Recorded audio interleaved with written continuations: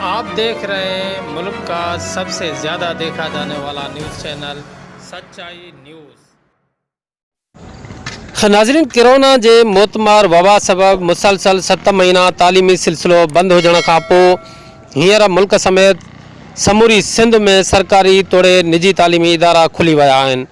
अहिड़ी तरह ज़िले शिकारपुर के 2 नंबर वॾे शहर मदेजी में भी गवर्नमेंट डिग्री कॉलेज में पढ़ाई जो सिलसिलो शुरू थी वियो आहे। जेतोणीकि लॉकडाउन दौरान सोशल मीडिया ते उस्तादन बाबत भी कई तनकीदी पोस्टूं रखी वयूं हुयूं। हींअर स्कूल कॉलेजूं भी खुली वयूं आहिनि ऐं शागिर्द भी पढ़ाई में मसरूफ़ आहिनि। अचो त ॾिसूं त शागिर्द हींअर छा था महसूस कनि, मुसलसल मास्क पाइण सां कहिड़ा मसला आहिनि, मुसलसल तालीम बंद हुजण करे थियल तालीमी नुक़सान जो इज़ालो कीअं थींदो, उन बाबत गवर्नमेंट डिग्री कॉलेज मदेजी जे शागिर्दनि जिन में शाज़िब सोलंगी, अनमोल मीरानी, नईम, सना मेहमान, अब्दुर्रहमान सुमरो, प्रोफेसर अब्दुल वाहिद सुमरो, प्रोफेसर सोहेल अहमद खोड़ो तोड़े कॉलेज के प्रिंसिपल प्रोफेसर अब्दुल रशीद केर ऐं ॿियनि पारां सचाई न्यूज़ सां वंडियल वीचार ॿुधूं। आयो त तव्हां छा था फील कयो? जी हाँ, इहो असांजे लॉकडाउन में असांजो तक़रीबन मोस्टली एजुकेशन जो तमामु नुक़सान थी वियो ऐं हाणे जीअं ई असां कॉलेज खुली आहे तमामु बहितरीनु फील था कयूं, असां तमामु बहितरीनु फील था कयूं। हीअ असांजो वॾो असांजो फ़ाइदो आहे। इलाही महीननि खां पोइ असांजो कोर्स रहिजी वियो आहे, त इन करे असांजे गोल्डन अपॉर्चुनिटी आहे असांजे।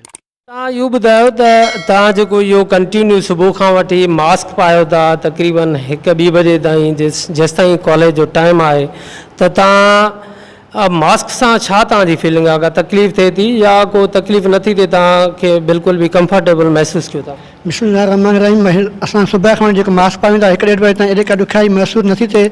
हिकु एहतियात लाज़मी आहे जंहिं करे असांखे ज़रूरी आहे पायूं त पर हिकु एहतियात जे करे। जी बाक़ी कॉलेज जा क्लास स्टूडेंट थी विया आहिनि, पढ़ाई तव्हांजी कीअं थी हले? पढ़ाई ज़बरदस्त थी हले अल्हम्दुलिल्लाह। जीअं त तव्हांजो नालो छा आहे, कहिड़े क्लास में हिन वक़्तु वेठा आहियो? मुंहिंजो नालो आहे पाण कुदरतुल्लाह केर नालो आहे, इंटर जे क्लास में वेठो आहियां साइंस। अच्छा, केतिरे टाइम थियो आहे, घणा ॾींहं थी विया आहिनि कॉलेज खे खुलंदे? कॉलेज खे महीनो खनि थी। फील सुठो था कयूं अल्हम्दुलिल्लाह। जीअं त जेका असांजी पढ़ाई नामुकमिल हुई उहा पूरी थिए थी, वरी जीअं कोर्स हलंदो तीअं बेटर फील थींदो वेंदो इंशाल्लाह। तव्हां हीउ जेको मास्क पातो आहे इन ते कॉलेज जे तरफ़ां पाबंदी आहे ऐं तव्हां पाबंदी जे करे पातो आहे या तव्हांजी पंहिंजी माना फीलिंग आहे त न मास्क पातल हुजे? असां त पाण त पंहिंजी सिहत जे लाइ सही आहे, बचूं कोरोना वायरस खां बि मास्क जे ज़रिए। अच्छा जी। पोइ इहो तव्हां कॉलेज खां जॾहिं ॿाहिरि हूंदा उते बि पातल हूंदो अथव? हा, उते बि हूंदो। पंहिंजी मर्ज़ी सां पातो आहे। छाजे करे पातो आहे? त कोरोना वायरस खां बचाव जे लाइ सही एहतियात आहे। अच्छा, कोरोना वायरस खे जी वबा फैलजंदे हिनखे केतिरो अरसो थी वियो आहे? कम से कम 6-7 महीना थी विया। हिन वक़्तु कॉलेज जेकी खुली वई आहे तव्हां छा था महसूस कयो? असां अल्हम्दुलिल्लाह सुठो महसूस था कयूं। असांजा टीचर साहिबान असांखे ॾाढो सिखिया ॾेई रहिया आहिनि, उहे कोर्सेस पूरा करे रहिया आहिनि। नालो छा आहे तव्हांजो? असांजो मुंहिंजो नालो अब्दुल मुइज़ केर आहे। स्टार्ट थी विया आहिनि त हाणे तव्हां क्लास में मौजूदु आहियो, कीअं था महसूस कयो? असां ॾाढो सुठो महसूसु कयूं था त असांजी तालीम शुरू थी वई आहे, ॿीहर सुठी ॻाल्हि आहे। अच्छा, जेके अरसो स्कूल बंदि रहिया त तव्हां छा था फील कयो, हुन में तालीम जो कुझु नुक़सान वग़ैरह थियो? हा, नुक़सान त इलाही थियो। स्कूल बंदि रहिया त हाणे खुलिया आहिनि त माशाअल्लाह सां पढ़ी वेंदासीं इंशाअल्लाह। पढ़ाई तमामु सुठे नमूने सां शुरू थी वई आहे ऐं असांजो जेको लॉस थियो हुयो हिननि पिछलनि गुज़िरियल 7 महीननि खां उहो असांजो हाणे रिकवर थियणु शुरू थियो आहे ऐं असां चाहियूं था त स्कूल वग़ैरह कुझु बि बंदि न थियनि हाणे अगेन। तव्हां कीअं था फील कयो? सुठो महसूसु कयूं था, सुठी पढ़ाई थिए थी एॾनि 7 महीननि खां पोइ। हाणे था फील कयो, हिन में का तकलीफ़ वग़ैरह त न आहे? काई बि तकलीफ़ न आहे, सुठो महसूसु था कयूं। अच्छा, इहो कॉलेज जे सख़्ती जे करे पातो अथव या घर में बि पाईंदा आहिनि? न, कॉलेज जी काई बि सख़्ती न आहे, पंहिंजी मर्ज़ी सां? पंहिंजी मर्ज़ी सां पातो। तव्हां ॿुधायो भेण त हीउ जेको कॉलेज में पढ़ाई स्टार्ट थी वई आहे त इहा तव्हां कीअं था फील कयो पढ़ाई खे? हा, सुठो फील था कयूं ऐं सुठो था फील कयूं। जेके कुझु महीना तालीमी सिलसिलो बंदि रहियो उन जे लाइ तव्हांजी छा फीलिंग आहे? हा, हुन में इलाही कोर्स जे लाइ नुक़सानु थी वियो ऐं नयूं हुन में स्टार्ट थिया हाणे माशाअल्लाह इलाही सुठो था फील कयूं। हिन वक़्तु स्टार्ट थी वई आहे गवर्नमेंट डिग्री कॉलेज मदीजी जे क्लास इंटर जे क्लास में तव्हां वेठा आहियो, छा था फील कयो? हाणे शुरू थी आहे तइलीम त हाणे कवर करे वेंदासीं बाक़ी जेको पोयों 7 महीना आहिनि जेको असांखे लॉस पियो आहे उन जे करे असां कोर्स इलाही जल्दी कवर करिणो पवंदो। हिन वक़्तु जेको मास्क पातल आहे उन हवाले सां तव्हांखे का दिक़त का तकलीफ़? न सर काई तकलीफ़ बिल्कुलु बि कंफर्टेबल महसूसु कयो था? जी सर।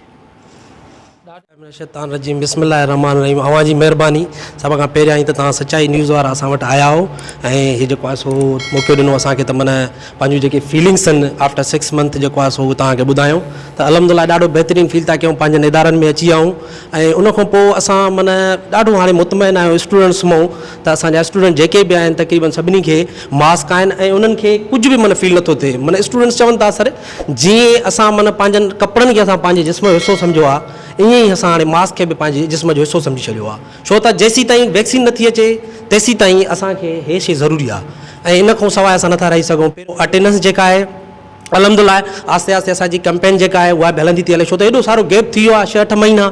उन खां पोइ हाणे स्टूडेंट्स आया आहिनि मुतमइन आहिनि हाणे आस्ते आस्ते पहिरियों रेशो अञा घटि हुयो हाणे अलहमदुलिल्लाह आस्ते आस्ते बहितर थींदो थो वञे।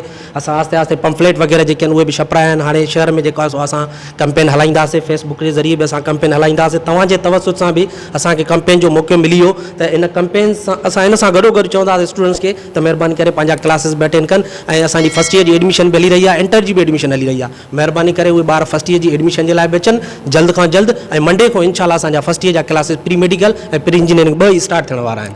थैंक यू सर असल में ॿार ॾाढो एक्साइटेड हुया, उन्हनि जो काफ़ी नुक़सानु पियो थिए जेको 6 महीननि जे दौरान जेको लॉकडाउन में ॿारनि बाक़ाइदे जेको आहे घर में वेही करे पंहिंजो जेको आहे वक़्तु आहे कुझु ॿारनि इस्तेमालु कयो उनजो पॉज़िटिव, पर काफ़ी ॿार महरूम हुया मोबाइल वग़ैरह जी फैसिलिटी खां त उहे ॾाढा एक्साइटेड हुया त असांखे इदारा खुली मिलनि त जीअं बाज़ाब्ता असां पंहिंजी तालीम जो आगाज़ करे सघूं ऐं उहा एक्साइटमेंट नज़र अचे थी। बिल्कुलु शुरूआती ॾींहंनि में ॿारनि जी अटेंडेंस तमामु सुठी रही असां वटि ऐं मार्क्स जे हवाले सां सर इहो आहे त माशाल्लाह हिते साइंसी तालीम ॾिनी वञे थी त उन्हनि खे इन शइ जो अहसासु आहे त वायरस हिकिड़ो माइक्रो ऑर्गेनिज़म आहे ऐं उहो जेको आहे असां जेकॾहिं प्रिवेंटिव मेयर्स न वठंदासीं या जेको आहे प्रिकॉशन्स न वठंदासीं त असांखे उहो नुक़सानु ॾेई सघे थो। सो पाण ई कॉन्शियस आहिनि इन हवाले सां ऐं बिल्कुलु अमल कंदड़ आहिनि जो त एज़ अ टीचर असां उन्हनि सां कनेक्टिविटी जेके ॿार रखनि पिया असां पंहिंजो उहो अमल उन तरीक़े सां बि जारी रखियोसीं, पर जीअं त फेस टू फेस लर्निंग अञा वधीक बहितर अमल आहे त उहो असांखे जॾहिं मौक़ो मिलियो आहे त असां कोशिशि कयूं था त ॿारनि जो जेको इहो गैप पियो आहे उनजो नुक़सान जो अज़ालो कयूं।